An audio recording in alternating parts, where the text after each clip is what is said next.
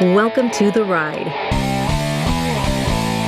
Life, Work, and Wealth podcast with your host, Kris Dureau. Years ago, Kris was a firefighter and a paramedic and witnessed many people not getting another tomorrow, and it shaped who he is now as a financial strategist. Kris doesn't just help people plan for a secure tomorrow, he helps them plan for a better today. Kris lives in Burlington, Ontario, and is an investment advisor at Three Hats Financial, a trade name of Harborfront Wealth Management, and IROC dealer. Let's get to it. Talking to your parents about finances, it's not easy, but talking to them about their finances, well, that ups the stress considerably, especially when your parents are older. That talk is exactly what Kris Dureau of Three Hats Financial will tackle in this episode of his podcast, The Ride, Life, Work, and Wealth. I'm Patrice Sikora. Kris, I have to say this is not a conversation I would look forward to having. Where should you start? Thanks, Patrice. It's not a thought that many of us really want to entertain because it's hard. It's a reminder that our parents, they're getting later in life. And simply, your parents will get older and they are going to need your help. And it is a blessing to have elderly parents, to be gifted with all that time together. But it's hard when those roles of parents and child begin to shift. And it's hard when adult children become caregivers to their parents. It can be difficult and even awkward to navigate that transition. And what I can't state strongly enough is don't let the awkwardness prevent you from stepping in to help your parents when the time is right. Like basically, if you don't intervene, unfortunately, there might be others that may, and they might not have your parents' best interest in mind. Mm-hmm. So how do you know when it's time to start helping your parents with their money? Well, it's not black and white. It's not that all 70 or 80-year-olds are created equal. Like I've had clients that are 55 and need help, and I've had 87-year-olds that still love to talk stocks and at a deep level have spreadsheets and track every dollar. One of my clients, unfortunately, she's passed away by now, but she made it to 101. Oh, wow. Yeah. Even in her 97th year, I remember sitting in her nursing home and she was still talking stocks with me. I love it. Oh, it was unbelievable. But, and she was obviously very financially well off because she just had paid so much attention to it her whole life. And then, after 97, like, of course, then you started to see her slow down quite a bit, like 97. But I still remember that in her 97th year in her little nursing home and just still talking stocks with me and actually educating me on some things that were the way of stocks back 70, 60 years ago. Wow. Anyways, so it can be tough to convince someone that they need help. And even if all the signs are there, that's why helping aging parents with finances kind of requires a gentle approach. Now, even if you think your parents are completely capable of handling their finances on their own, it's still a good idea just to inquire about, hey, like their financial state. Where are they at? Are there any substantial debts that you should be aware of? If so, how are they doing with the payments? Are they having any issues with monthly living expenses? And if your parents aren't willing to have a discussion, because that can easily happen as well too. Maybe the timing isn't right, and they're just kind of blowing you off and not really interested in engaging in that conversation, then don't just completely shut the door on that. It's still best to observe their behavior for signs of financial hardship, reckless spending, or fraud. If any of these issues remain addressed, it could cause quite a bit of financial problems for your parents and even to a certain degree, you as well. So some signs that your parents may need a helping hand is just things like noticing you're at their place and you're noticing all these bills stacking up, or unopened mail, or unpaid bills, second notices, bills being paid more than once, unusual purchases in their debit or credit card account statements if you could get access to it. This I have run across quite a few times where the elderly just keep like telemarketers and things like that, and they just keep signing up for all kinds of things. I remember one elderly client, she had just all kinds of different types of insurance on her credit card that had no balance, just unusual things. So it's important to pay attention to stuff like that. Getting access to those statements, though, Kris, that's not an easy thing to do. No, and it comes back to the conversation again. If they're going to completely shut you down, then you can't. You just have to see how things are when you're over there? Are you seeing bills? Are you ever seeing the parents ever talking about stress?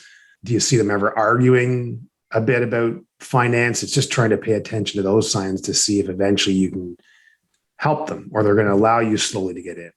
So like basically, if you've observed any of those, then it is time to step in. Now, how you do that, we'll get into, but if they're having all these problems and they're still resistant, then you just have to do your best to really go slowly and try and be patient with them. If you're getting a ton of resistance, you can even ask, well, okay, maybe another professional or a sibling or a spouse or another relative can be involved. Like I've had clients that they'll start talking to me that they're stressed about their parents. They're already seeing the signs, but they're nervous about talking to their parents. So we're having a meeting. Sure. It's something to do with the client's portfolio. It's all about prepping them up how to have a conversation with their parents because they're quite concerned. And I've had it where the client goes in and just gets shut right down. And we're like, okay, so we have to figure out their approach here and not like, don't quit just because you had one conversation with them. And for this individual situation, it was the parents just didn't feel comfortable with him by himself, the son himself. They wanted the sister involved. And then the client didn't want that. But at the end of the day, it's not up to you. So the only way that was conversation was going to happen if they were both involved. And we eventually found that out, and both the son and daughter had to go in, and then the parents opened up the door. So it might not be that they just are completely comfortable with just you, which is not easy to take. There's going to be barriers. You have to figure what that is. Now, some will accept it open arms, but yeah, there's some, it's just slow, and you just need to keep bringing up the conversation and seeing if you can help slowly. And we'll get into, well, basically that'll lead us. I'm going to go through 5 tips right now on how you can help your parents with their money. All right. Start with number 1, please. All right. So the first one is just what we're kind of touching on there, working with them and respecting their decisions. So if they're still able to manage their finances fairly well, be respectful of their decisions and work with them instead of just coming in and taking over, because that most likely a lot of times won't go very well. So you kind of want to go in with soft hands. And if you come in hard, well, a lot of times you're just going to be met with resistance. So sometimes we've had family meetings, and the kids, they think they know their parents when it comes to finances and believe everything's going to go smoothly and the parents are going to be completely open to it. And it doesn't go that way. So as we were talking about before, it's important just to start slow and have multiple conversations around this. And like I said, I've had some parents just right away, they were almost waiting for that. They didn't want to bother the child. And they're just so thankful that they've even engaged at all in this. And they just want to just pass everything off to them and just open up and show them everything. And that's interesting. Yeah. So, and it doesn't have to be all or nothing. Sometimes the parents will start with, we'll just show you our portfolio, or we'll start with this one bank account. Right. And at least it's a piece of the overall financial picture, and you can just start going from there. So I've witnessed that, where it just starts slowly with one piece, and then the parents will just keep letting the child have more and more access. And basically you just have to go down the path on their terms, not yours. I think you hit it right on the nose when you said respect what they want to do and how they want to do it. Yeah. And the thing is, the money mindset, there's very different money mindsets with each generation. So if these parents are now 70 or 80, you have to understand like how they are with money and what they've gone through compared to a 40 or 50-year-old right now. Very, very different. And the parents, it was all about saving the money first before you'd ever buy anything. Times were tougher for a lot of them. Money didn't come in as easy. And that's not everyone. Of course, there's different examples, but it's just the money mindset's very different. And that's why sometimes the parents don't allow the child in right away, because they see like, well, look at how much you're spending and all the debt and all the fancy toy and all that. So then the parents don't agree with how the child's handling their finances. And it's not that the child's going to come in and deal with the parents' finances the same way that they're dealing with theirs, but it's just also good to have that child involved somewhat. So hopefully they will appreciate you helping them in executing details and letting you in on things like maybe their bills and whatever else they can just allow you to start getting access to. So if you're now, this is on parents that are healthy mind and state. Now, if your parents are older and has dementia or cognitive impairment, you're going to have to take over and make decisions on their behalf and kind of move a bit quicker, unfortunately.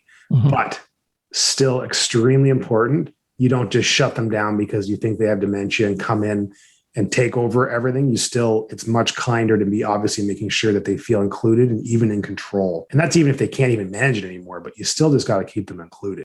All right, Kris, you're talking to your parents, you're starting to get access to some of their papers. I mean, the bills and stuff, but what about documents? How do you get access to documents, and what documents should you be aware of? Yeah, so that's great. So that's obviously number 2 is just now the important documents, and it's crucial to know where these are so you can locate them in an emergency or if your parent simply becomes incapacitated. And these allow you to protect your parents' assets when they're not able to take care of everything themselves. And with these, though, Patrice, is that sometimes the parents may have initial concerns of allowing access to all these documents. Mm-hmm. So once again, I'm going to go back to be making sure that you keep reassuring them that you're just wanting to help them, assist them at their own pace, whatever they feel the most comfortable with. And that these important documents, you're only going to use it in case of emergency or when they're not able to access them themselves. So it's good that you at least know or have an idea of where they are. Anything from bank statements to, if there's still mortgages, to the deed to the house, which throws people off sometimes.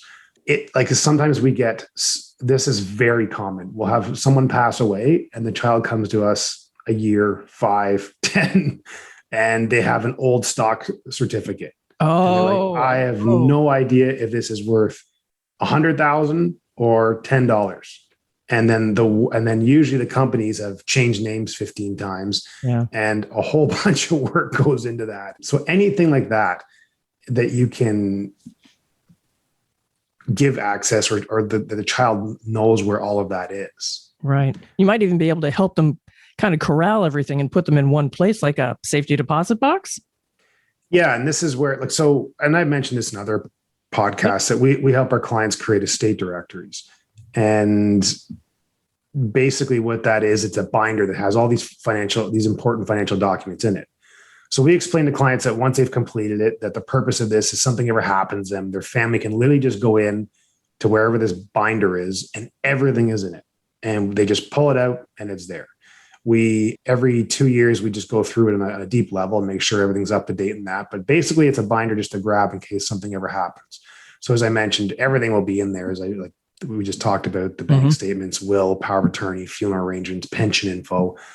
You just mentioned safety deposit boxes. So even in there, mentioning if there is safety deposit boxes and what institution are they at. We've even had some clients go as far as putting in Facebook passwords or prescriptions for their glasses or medication, how to take care of their pets, all kinds of different things. And one part that I like it that we have in it is a part that's called What's in Your Wallet.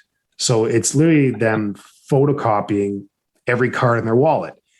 And it is good for 2 reasons. Because one, if they ever lose the wallet, it's simple, everything. But 2, if they ever need anyone to help them with their finances or they're in the hospital and you don't even know where their wallet is and that, you just have everything there. That's a great idea. That is a really great idea.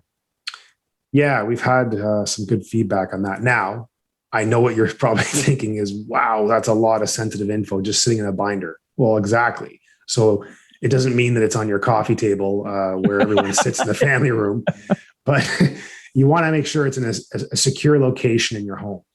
And I always tell a couple just to make sure that each of them, with the couple, that each of them know, because sometimes it's very common that the male or female, one of them is very engaged in the finances and the other has no clue. Sometimes they're both equal and that's great, but it's just important that they both know where that is, because we've had some new widows and it's very good that they just know that everything was set up in that binder initially, because they didn't pay a whole lot of attention. They just never did for the last 30, 40 years because the other spouse did.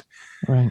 The other thing is just to make sure that if you have the relationship with your kids and all of that, because I can't assume that every person listening has fantastic relationships with their kids, because unfortunately that doesn't happen all the time. And we see that.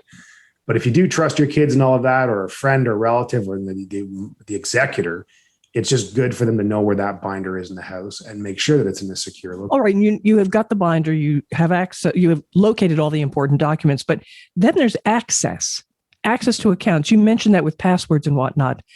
I think that's key. How do you assure that you have access, and how do you ask for it? That's probably a more critical question. So getting access to this is not something that you can just do very quickly. It requires some advanced planning. Like banks and other institutions, back to your question, how you get access, they do have quite strict rules on who can access these accounts. And sometimes they require their own documents to be completed, even if you already have a power of attorney in that. This is why it is very important to get your will done. Is like, basically, I always tell people, and I've mentioned this in other podcasts, if you don't have your will done, your estate's not going to go where you want to go, which is a pretty important thing. And it is just, over the years, people procrastinate on this all the time. Wills and powers of attorneys, it's just like people want to avoid the conversation, or it's just very odd. And even when you talk to lawyers and that, people just really procrastinate on this. And nowadays, the excuses are a bit more difficult to have, because you can literally do all this with, like, virtually with lawyers. So it makes it much easier. You don't have to drive back and forth to a law office anymore. But anyways, so a couple tips in regards to that is, and this is all answering how to get access to all these financial accounts. Just touching on the wills, when it comes to picking like the executors, that's something where it's always actually best to have two. And it's preferably to have two independent executors. So not like a husband and wife, for example. It's just safer if you have two independent executors on the will. And if you feel it's too much to have your children as executors, because that executor role is changing quite a bit. There's a heck of a lot more work to be an exec. I think, Patrice, you've gone through this before, so you can probably contest to that. To a small part, but I anticipate having to do it again, and I'm really not looking forward to it. It is a lot. And it was just a default a decade ago. Parents we'd go through the planning, and parents were like, yeah, I want my kids as the executor. And that was just kind of the norm. Now what I'm getting is we want our kids on it, but this is a lot. And there's a lot more, it's a lot more complex to be executor. So can we maybe name them, but then have a trust company as a secondary, or can we just simply name a trust company right off the hop to be the executor? Because then they know it's going to be done professionally. They're going to do a good job. The downside is, yes, there is a cost, but you're also getting it done at a very high level. And it might surprise you. Like, it's not going to be ridiculous amounts. It might be a little bit more than if the executor decides to take the maximum amount of compensation. Because when you're an executor, even if you're a child, you're entitled to taking compensation, because it is a heck of a lot of work. We assist with this all the time, and it's becoming even more difficult. So we're getting asked a lot more for trust companies to be an alternative executor. And let me guess, if it's a son or a daughter that's the executor or executrix, they probably don't even take that payment. I'm starting to, and maybe it's just the scenarios we've gone through in the last bit, but I'm starting to see a lot more people take it. Okay. And the reason is, like, it is a lot of work. It's not just a simple process. And seeing it from the side of the individual taking it, they feel somewhat entitled to it. But even the other siblings and relatives, I have not yet really run into a problem where they say, absolutely not. There's no way that they deserve that, because they see the weeks and months going by of this individual, the work that this individual is doing. Powers of attorneys, once again, how do you get access to all this stuff? Powers of attorneys we've talked about before. There's two. There's property, which is a legal authority to have access to bank accounts and finances. That's obviously the one that we're referencing here. So just to be able to sell your parents' house if needed, and everything to do finance and access these accounts, that's the powers of attorneys for property. Now, there's the other power of attorney, which is equally as important. We're just not addressing that one today. And we have addressed this in other podcasts, is that just deals with a person who's incapacitated, and now it will allow you to be involved in monitoring medical care for them and changing doctors if needed, and all those important discussions to have around that level of care and things. So really, a power of attorney allows someone on your behalf to become authorized to conduct transactions for you if needed. And the thing is, this needs to be reviewed too. Maybe it's already done. Basically, we're talking about elderly parents here. So I would assume most people would have this stuff done, but it doesn't mean that you just get the green check mark and move on. A lot of times this stuff is really outdated, and you have 40 or 50-year-old children, and they still have the guardians in the will, and the executors may be very old or even dead, which we've run into. So that's obviously something that needs to be addressed and it needs to be updated. In that case, what happens? Person could pass away and you could get the executor changed, but it is a heck of a lot of work and very expensive to be able to do that. And that's usually what will prompt these older couples to update that, because that's a whole bunch of money to get something done after they've passed that they can just simply do now and choose and everything else. So that's actually a good way to kind of give them a bit of a kick in the butt to get it updated. True. Yeah. And with our elderly clients, I always will initially ask, especially when they're new, is there anyone else they're comfortable? Like a lot of times it's their kids referring them to us because they're worried because they're on their own. But sometimes we'll get elderly clients that have spoken to other elderly clients and they come in. And I just ask, first thing is, who else are you comfortable with and sitting on our meetings so I can meet this person? Because I always tell them it's best to have a second set of eyes and ears listening to everything, since it may help to make things easier for them. That after our meetings, they can have a discussion, or I'm just including them on our email summaries and all of that stuff. And it's just very good that they have someone else they trust to be sitting in on these meetings. So they just, if anything happens, I now have a contact and relationship with someone if they're not already clients of ours. Mm-hmm. And this is also just a simple, non-invasive way that a child can start to get involved. But fortunately for us, we have lots of multi-generational clients, meaning that we have the parents, the grandparents, the kids. So it makes it a bit easier for that. Yeah. So that's basically just some tips on how to start getting access to these financial accounts. Kris, you just mentioned multi-generational. How about keeping other members of the family informed about what's happening? How important is that? And how do you do that? So that's a good point. Keeping the family informed. That is, I probably could talk about a whole episode on just that alone. That's interesting over the years and the scenarios we've gone through with this. I'll keep it short, but it's obviously extremely important to make sure the other family members are involved in the process. Now, I've had so many different scenarios where the parent, like the child, he wants to have all the other siblings involved, but now the parent doesn't. So once again, going back to, you have to respect their wishes. The child actually wants to do the proper thing and not, and keep the other siblings involved. But the parents are like, no way, we don't want little Billy or Bobby knowing this or knowing that. Right. So then you can get a whole bunch of different dynamics.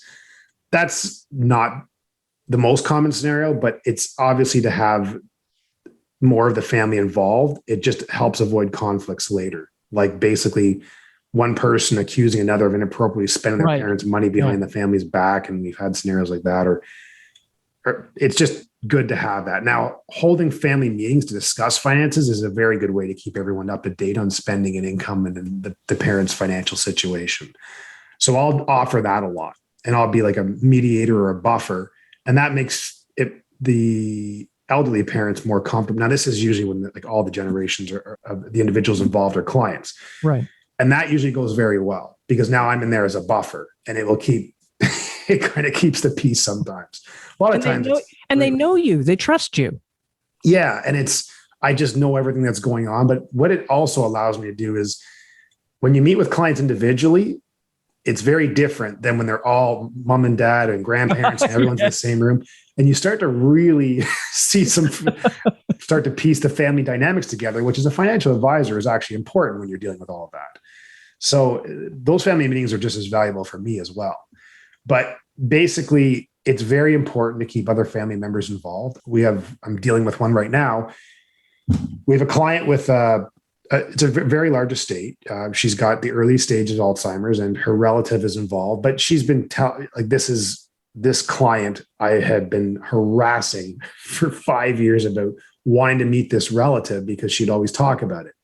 I actually had to get my lawyer to drive to her house to do her will and power of attorney because she just kept putting it off. And I was just too nervous. And she finally got everything done.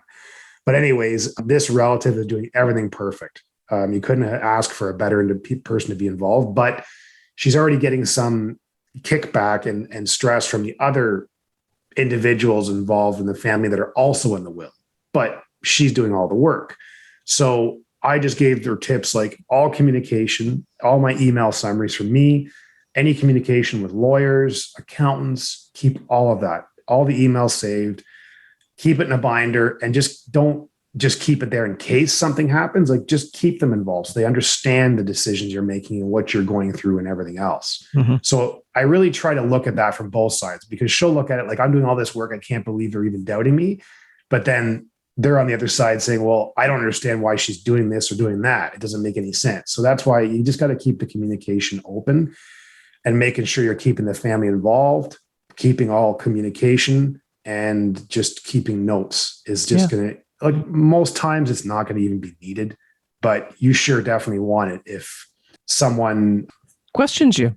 Yeah. And the thing is, I've had some clients for 10 years and everything has been good and everything's great. And then an individual, this is another scenario we had a couple of years, and there was 3 kids and the individual passed away. And I thought one of the children would be more of the thorn in the side when it came to the money because of just the things I've noticed over the years. It was a complete opposite. It was actually the other client of ours that threw me off, that it was that individual that was like just tallying up and looking at every dollar, every penny. And it's not that the individual was evil. It's just they were going through some financial hardship at that time. Oh. And it really changed the family dynamics, and it just was not what we were expecting. But because everything was documented and keeping it fair, that's just was really important. That other individual's situation had changed at the same time of the parent passing, and it just made things a bit more difficult. But thank goodness everything was documented, notes, the individual was informed. So it just alleviated any other significant headaches. So hopefully listeners can gather from this that it is very important to keep the other family members informed, especially if you're the one that the parents have given the full access to. You just want to make sure you do that to alleviate a whole bunch of stress and headache down the road. You've got a fifth point here that you wanted to wrap everything up with, I think. Tell me about that. Meeting with a team. Yeah. So meeting with a team is just basically in addition to getting the records from your parents and tracking them down yourself. You also want to meet with, or at least get the introduction to any professionals who manage aspects of your parents' affairs, such as lawyers, accountants, management companies, insurance agents, financial advisor, all of that, because they're going to have valuable information that you're going to need to know. So it's good to make sure that you have the contact info, and even better if your parents even just give you an introduction, so you've at least spoken or introduced yourself to that individual, because at some point you're going to have contact with them. And that was really just point number 5. So one thing I will reference is that throughout today's show, I keep referencing parents. And this really, it doesn't just have to be parents. This can apply to relatives and an older aunt or uncle, or even siblings that are incapacitated or have difficulties, or close friends. It's just not parents. It's just parents is the most common scenario. And that's why I was referencing that here today. Oh, that makes a lot of sense. So that's basically it, Patrice. Now, some elderly parents, they may have thought about their future and finances a lot. Others may be in complete denial that they even need to consider this at all. But you won't know unless you start having these discussions and what's important to your parents and what financial assets are even available to them. So it's good to start slowly and begin to have these conversations. But many times these parents, they'll be very thankful that one of their children is taking interest, since sometimes the kids automatically assume that mom and dad will not even want them to know. That's the most common scenario, where the parents are very thankful that the children are looking out for them and the role is kind of switching and that they're there to help the parents. That I see the most common. So I basically just say, like, it's just important. Start having these conversations now while you still can. That's the most important thing to get out of this. All right. Kris, how can people reach you? Website's best. 3hatsfinancial.ca. There's contact form there. You can also book a meeting right into my schedule as well, right from there. Mom and dad may not like it, but as Kris has been saying, you may want to sit down with them for this conversation on finances in the very near future. Kris, thanks a lot. Kris Dureau of 3 Hats Financial. Make sure to subscribe to this podcast to get all the latest episodes. Share with friends and family, especially this one, and give us your comments. I'm Patrice Sikora, and let's talk again later.